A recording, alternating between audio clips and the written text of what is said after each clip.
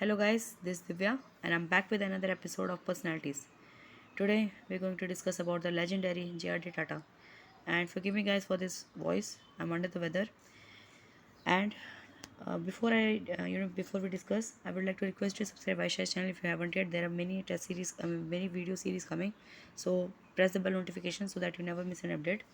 Also, do not at all skip watching the foundational videos. They are made for a reason. They are the foundation.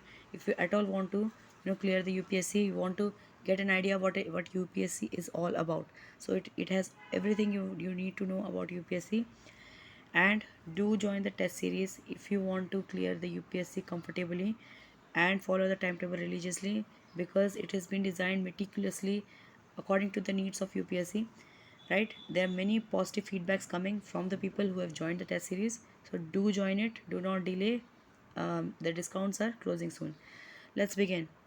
So Jrd Tata, he was born as Jahangir on 29 July 1904 to a non-resident Indian Parsi family in Paris, France. He was the second child of businessman Ratanji Dadabhai Tata and his French wife Suzanne. He attended the Cathedral and John Connon School in Bombay. He was educated in London, Japan, Paris, and India. He was inspired by his friend's father, aviation pioneer Louis, and this is French, so I won't be pronouncing it, the first man to fly across the English Channel and took to flying. On 10 February 1929, he obtained the first license issued in India. He later came to be known as the father of Indian civil aviation. He founded India's first commercial airline, Tata Airlines, in 1932, which became Air India in 1946, and now India's national airline. And now we know that it has been bought back by Tata Group. He and Neville Vincent worked together in building Tata Airlines. They were also good friends. In 1929, JRD became one of the first Indians to be granted commercial license as pilot. In 1932, Tata Aviation Service, the forerunner to Tata Airlines and Air India, took to the skies. That same year, he flew the first commercial mail flight to Juhu in a Havilland Portsmouth. The first flight in the history of Indian aviation lifted off from Drig in Karachi to Madras with JRD at the controls of a Puss on 15th October 1932. JRD nourished and nurtured his airline baby through to 1953, when the government of Jawaharlal Nehru nationalized Air India. It was a decision JRD fought against tooth and nail. He joined Tata Sons as an unpaid apprentice in 1925. In 1938, at the age of 34, he was elected chairman of Tata Sons, making him the head of the largest industrial group in India. He took over as chairman of Tata Sons from his second cousin, Nauroji Saklatwala. For decades, he directed the huge Tata group of companies with major interest in steel, engineering, power chemicals, and hospitality. He was famous for succeeding in business while maintaining high ethical standards, refusing to bribe politicians or use the black market. In 1945, he founded Tata Motors. In 1948, he launched he launched Air India International as India's first international airline. In 1953, the Indian government appointed Jrd Tata as chairman of Air India and a director on the board of Indian Airlines, a position which he retained for 25 years.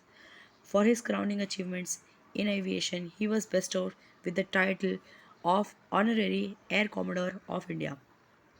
He was also a founding member of the first governing body of NCERT, the National Council of Applied Economic Research in New Delhi, India's first independent economic policy institute established in 1956.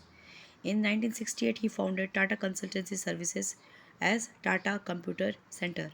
In 1979, Tata Steel instituted a new practice, a worker being deemed to be at work from the moment he leaves work from until he returns home from work.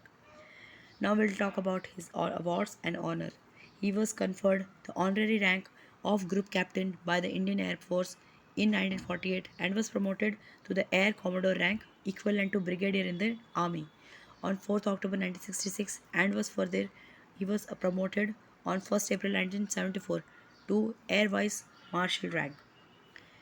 Several international awards for aviation were given to him: the Tony Jannus Award in March 1979, the Gold Air Medal of the Federation Aeronautique International in 1985, the Edward Van Warner Award of the International Civil Aviation Organization in Canada in 1986, and the Daniel Guggenheim Medal in 1988.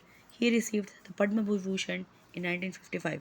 The French Legion of Honor was bestowed upon him in 1983, the highest civilian award in France.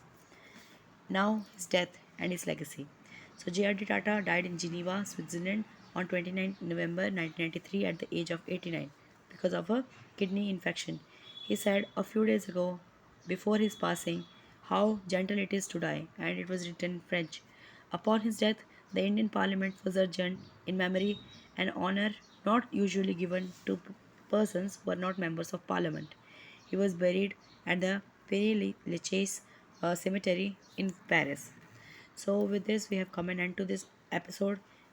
I hope you enjoyed it, and if you did, please like, share these videos as much as you can.